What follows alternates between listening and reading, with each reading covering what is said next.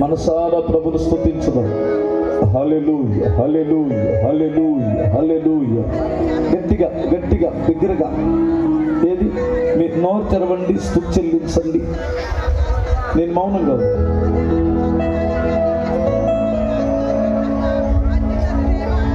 స్తుతించుట మంచిది అని బైబిల్ చెబుతుంది. అంటే నీకు మంచి జరగాలంటే ప్రభువును స్తుతించాలి. స్తుతించుట యథార్థవంతులకు శోభస్కరం, అంటే ఘనత గొప్ప భాగ్యం దేవుడిస్తాడని దాని అర్థం. ప్రభువా మీకు స్తోత్రం అని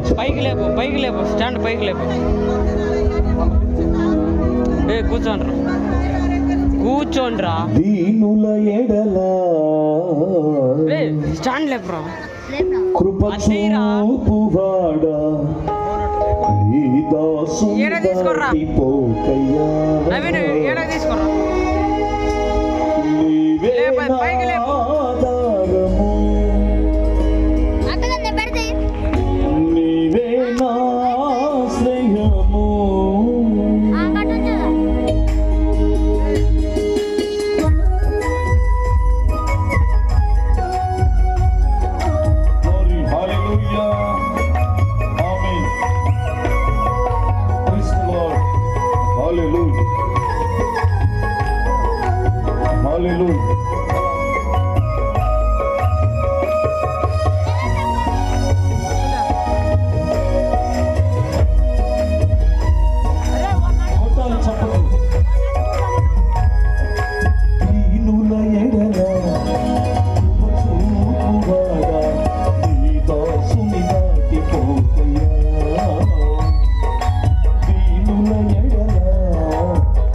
చూపువాడా, నీ దాసుని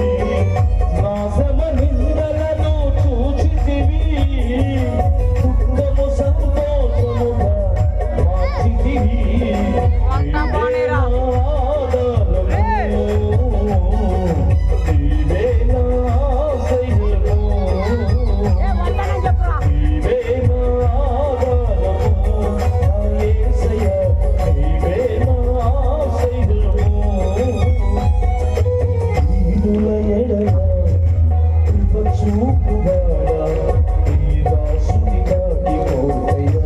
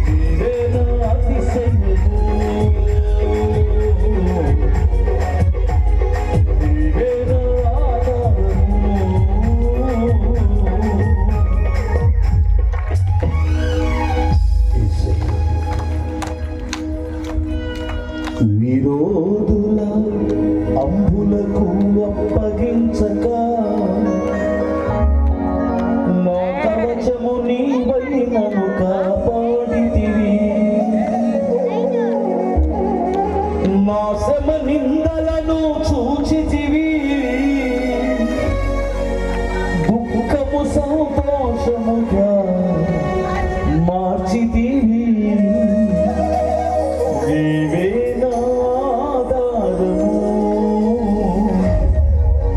నీవే నా స్నేహము.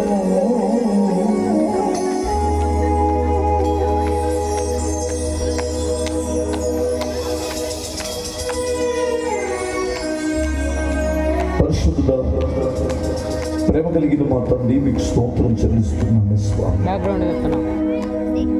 నీ ప్రజలను మీరు ప్రేమిస్తున్నారు నాయన. కుడి ఎడములకు వ్యత్యాసం ఎరిగిన బిడ్డలను, అంధకారములో చీకటిలో పాపబంధకాలలో ఉన్న వారిని విడిపించుటకై ప్రభువా మీరు మా కొరకు దిగుచ్చిన తండ్రివి నాయన. ఈ రాత్రి భక్తి గల నీ పిల్లలు నీ సన్నిధానానికి వచ్చారు. వారిని దర్శించండి. ఏ ఒక్కరిని ఒట్టి చేతులతో పంపించుడు నాయన. దీవించండి. పేద బిడ్డలు, కష్టాలలో, కన్నీళ్లలో, దిక్కుదోష స్థితిలో ఉన్న బిడ్డలను ఆదరించండి. మీరు మాత్రమే మా బ్రతుకులను ఆదుకోగలరు నాయన. కనికరం చూపండి. ఈ రాత్రి చేరువచ్చిన బిడ్డలను మీరు దర్శించి మాట్లాడండి. ఆ చిలుపులను నాయన ఎన్నిక లేని వాడును, ధూళి లాంటి నన్ను బలపరిచి పరిశుద్ధాత్ముడా మీరు వాడుకోనండి తండ్రి. నన్ను నీ కృపకు అప్పగించుకుంటూ యేసు నామమును అడుగుచున్నాను తండ్రి. ఆమేన్. దయచేసి అందరూ కూర్చో.